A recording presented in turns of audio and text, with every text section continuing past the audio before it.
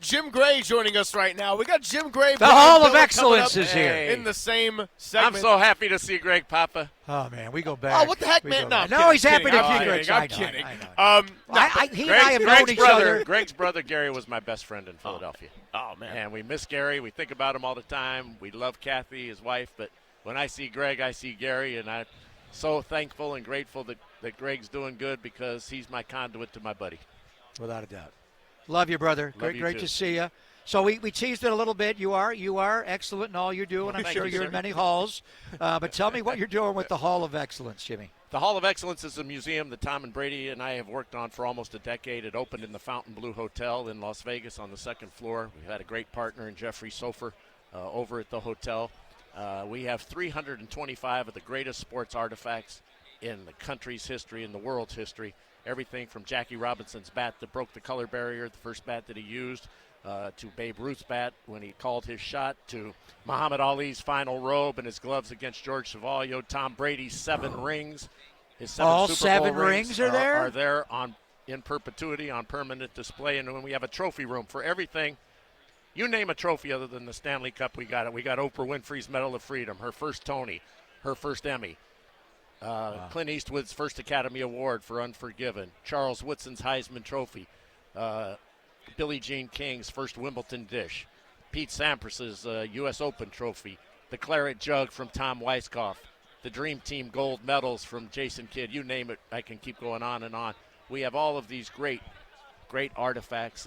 Simone Biles' leotard when she won her first gold medal in Rio, Brady's shoes from the 28-3 comeback. Michael Phelps when he was on the podium to win 8 gold medals in Beijing. We have all these great sports memorabilia from the 100-point game, the only living artifact known, the scorebook from Wilt Chamberlain. Wow. Donated to us for display by David Kohler from the Lakers Shrine. They ran out of room, the pencil area. Kobe's net from the 81-point game that just had its 20th anniversary. Greg, you name it, there is something for everybody in here. LeBron James' first jersey. From that night in Sacramento for the Cavs, all the way up to the hoop when he broke Kareem Abdul-Jabbar's record a couple of years ago. So we have all of this great memorabilia. It's all assembled, and you can come into the Fontainebleau, and you can see it all there in the Hall of Excellence. And we celebrate Bill Belichick in the Hall of Excellence. We have his most worn hoodie and his Lombardi trophy. Which one? From the last one with Tom, from the 13-3 against the Rams. Yeah. Wow, fantastic. So we got all this stuff. So we'd love for you to come by. Shohei Ohtani, he's been great. He's loaned us a bunch of his great. We can't talk about the Dodgers here. You see this? Oh, no. we can and it talk only about costs the Dodgers. $35 for adults to get in there. Correct. And wow. if you're a senior citizen, or you're with the close. military, or you're a Nevada resident, there's discounts. That's and incredible. we let all and I know Jim all Gray. the youth groups, any youth group that comes from anywhere in the country, who's in a sports youth group, is free. So we're talking about this Lombardi Trophy coming up. What'd you make of this NFL season with not really feeling like – I felt like the Super Bowl bubble was as big as I can remember in terms of teams I could realistically say could get to this point. And, yeah, it ended up being a 1 seed and a 2 seed from each conference. But the amount of youth in this game makes this unbelievable to watch. And I don't know if we're going to get a game that maybe it takes a little bit longer to the two teams feel each other out, maybe some jitters from the quarterbacks, or maybe we get something that has delivered like the entire of this NFL season.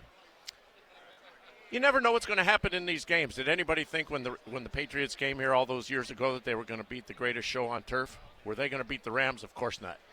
Was there any way that the Giants were going to beat the undefeated Patriots? Of course not.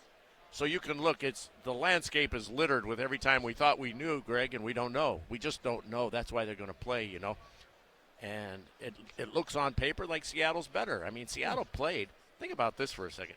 Seattle played the Los Angeles Rams and the San Francisco 49ers 6 times this year. 6 times. 3 each. Yeah. So, you know, and the Rams were considered the best team, so they're ready. And then you look at the Patriots schedule and you wonder how the heck did this happen? You know, look at who they played. Now, you can't hold that against them. They played who's in front of them. You can't be mad at Larry Holmes because he didn't fight the people that Muhammad Ali fought. It wasn't his fault. He fought the people in front of him. Great champion. So you can't discount the fact that on any Sunday, we don't know what his shoulder's like. There's all these questions. Right. And by the way, Ali told me this when I was a very young broadcaster. You stick around something long enough, and you're damn sure going to believe that Chuck Wepner's going to beat me.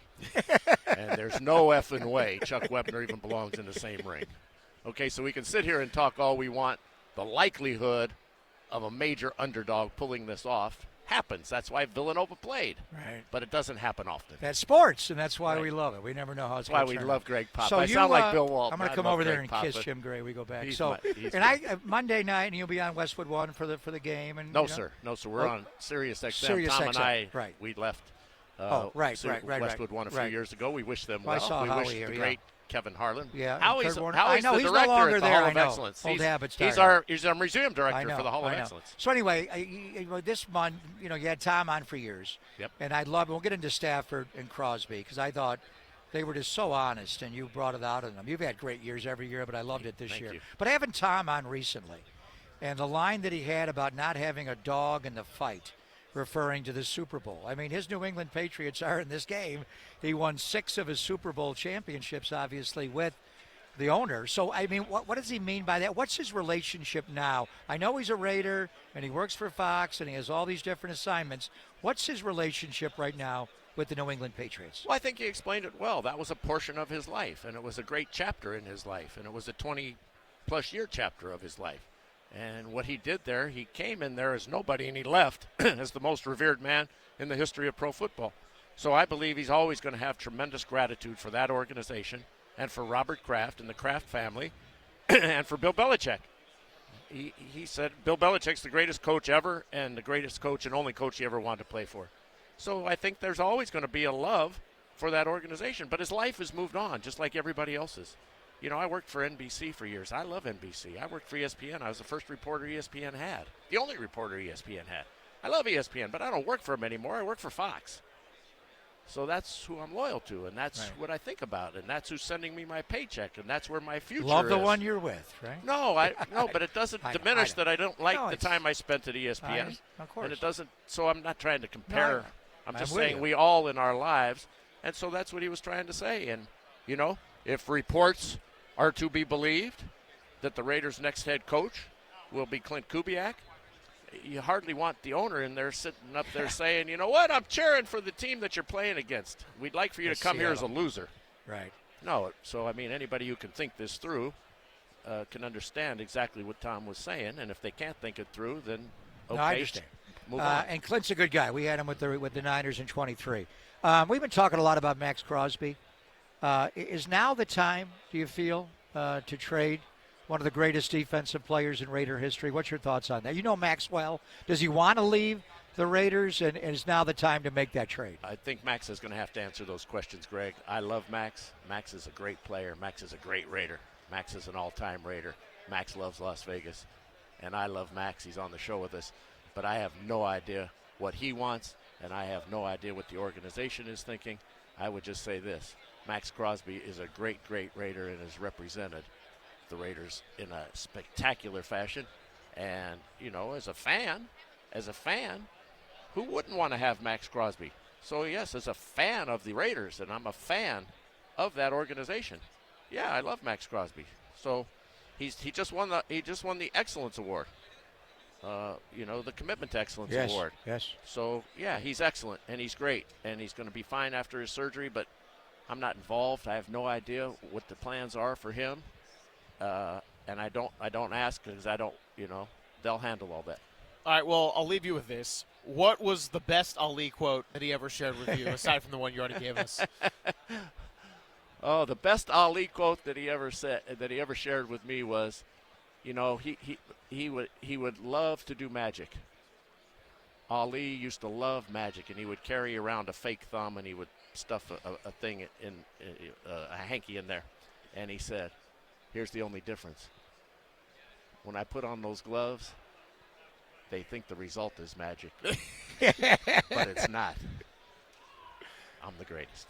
And he was. Without a doubt. So he said just so many things. He was just such a great man because he had time for everybody. He treated the janitor and the chairman of the board with the same dignity, respect, courtesy, and time. And when you would travel with him, he never blew off anybody. He was just wonderful, and it didn't matter your walk of life. And he loved young people. he gave me my opportunity. That's the first interview I ever did. How old were you? 17. Whoa. 17. And I was a videotape editor. And I was in the ABC station in Denver editing the early morning videotape, and they were converting from film to videotape, so all the film guys took the buyout because they didn't want to learn a new craft. Well, I was the only one in the bureau, in the station at that hour, 7 a.m., editing the Broncos with Red Miller, getting ready for the Orange Crush. Getting ready for the draft, and he was getting ready to fight Leon Spinks, and then after that he was going to fight Lyle Alzado in an exhibition at Mile High Stadium. So he came to town. He was 2.5 hours early. They couldn't find anybody, so they sent me out to do the interview. I was dressed like this. Never done an interview before. First question I asked him, he said, "You know what? You don't even shave. You're doing this interview?" And I said, "Yeah," and everybody laughed. The whole entourage laughed. And then the fourth or fifth question, he said, "You sound like the local Howard Cosell." It's the nicest compliment I'd ever had in my life. Took the interview Mighty back. truculent you are being. Howard. Took the interview back. He gave me 45 minutes, and the head of the bureau walked in. He didn't know my name. He watched that interview for an hour and a half. He got up and he said, "You know what? You and this videotape are going on the air. It's barely adequate." So as we wrap this up, when I got into the Boxing Hall of Fame and the Basketball Hall of Fame, I said somehow barely adequate ended up here. There you go. The Hall of somehow Excellence. Barely adequate ended up with Red Greg Miller. Papa. You know what? Hall You mentioned of Red Excellence. Miller. I think of Rob Lytle. That was a fumble, Al Davis would say. Do you do an Al Davis impersonation? I've heard it. It's heard. Oh, Jesus, Jimmy.